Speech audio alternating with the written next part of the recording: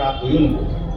और सिद्धि बुद्धि जी के साथ में विवाह संपन्न करके गणपति सहज घर में रहने लगे आराम से। अब देखो परिवार बढ़ रहा है भोले बाबा का, ध्यान से समझते चलना। कालांतर में क्षेम और लाभ, जिसे शुभ लाभ कहते हैं, दो बालकों का जन्म हुआ। उनके विवाह हुए तो आनंद प्रमोद, उनके भी बालक हुए। बड़ा लंबा परिवार है गणेश जी का, हाँ छोटा मोटा नहीं है।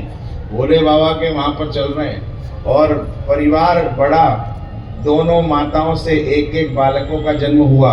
और आज उन बालकों का जन्मोत्सव मन रहा था। सब बड़े प्रसन्न थे, खूब बधाइयां गव रही थी, खूब उल्लास हो रहा था, खूब उछाल हो रही थी। सब कैलाश पर बालकों को आशीर्वाद दे दे करके झोली में बधाइयां ले ले करके जा रहे थे। नारद जी महाराज भी जा रहे थे। तभी उन्होंने कार्तिकेय स्वामी को आते देखा। तो एक स्वाभाविक बात होती है, कोई किसी का बहुत खास जानकार हो और वो उसी के फंक्शन में आपको ना दिखे, और जब दिखे तो आप उससे सबसे पहले मिलते पूछते हो उस दिन कहाँ रहे आप, आए कैसे नहीं, आप दिखे नहीं, क्या बात हुई, कहाँ थे? तो कहेगा जी हम यहाँ नहीं थे, वहां कहीं बाहर थे, इसलिए नहीं हुए, ऐसा वैसा जो भी। नारद जी ने सहजता से पूछ दिया, अरे कार्तिकेय जी आप कहाँ रह गए, आप कहाँ चले गए थे? वहां इतने बड़े उत्सव में आप नहीं दिखे। बोले काहे का उत्सव? बोले उत्सव तो आप गणेश जी के बच्चों का हो रहा है, लेकिन आप कहाँ रहे? बोले हम पृथ्वी परिक्रमा करने गए थे, पिताजी माताजी ने कहा था जो पहले परिक्रमा करके आएगा उसका विवाह पहले करेंगे। अरे बोला विवाह की बात कर रहे हो, बच्चे हो गए। हाँ आप कहाँ विवाह की बात कर रहे हो? विवाह तो हुआ सो हुआ, बालक हो गए। हाँ शुभ लाभ।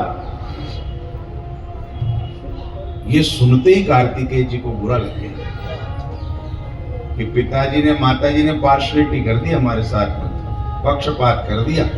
गणेश जी को तो कह दिया तू तो खड़ा रहे यहीं पे, हाँ इनको जान दे तेरे ब्याह कर देंगे। तो नारद जी ने ऐसा स्वाभाविक हो गया, लोग कहते नारद जी ने कर दिया, अरे स्वाभाविक बात हो गई।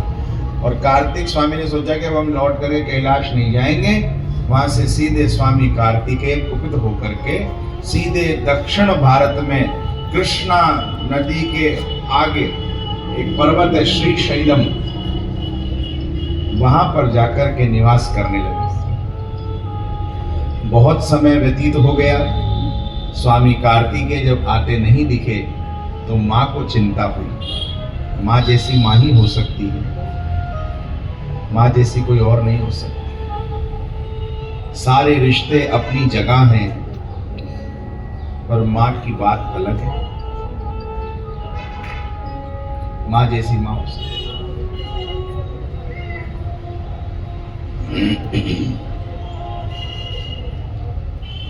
बच्चे विदेश जाते हैं कमाने के लिए और पढ़ने के लिए। आप महसूस करना, विदेश गए बच्चे से कोई ना कोई रिश्तेदार कोई ना कोई फोन करके अपनी रिक्वायरमेंट बता देता है, भाई आवे तो हमारे लिए लेता ना, आवे तो हमारे लिए लिया ना, आवे तो हमारे लिए लिया ना। कोई लड़का जब घर से परदेश निकला तो अपने अजीजों ने लिख के ये भेजा, मेरे वास्ते ते भला चीज लाना, ये फरमाइशें हैं इन्हें ना भुलाना। सब रिश्तेदार अपने अपने मतलब की चीजें मंगाते हैं। तो हमारे लिए लाना भाई, हमारे लिए ये ले आना, वहाँ चॉकलेट्स अच्छी मिलती है, वहाँ परफ्यूम अच्छे मिलते हैं, वहाँ पर वॉच अच्छी मिलती है, वहाँ पर भाई ये बढ़िया मिलता है, ये ब्रांड का ले आना, ये करना वो करना। सहज कह रहा हूँ, गलत तो नहीं है ना?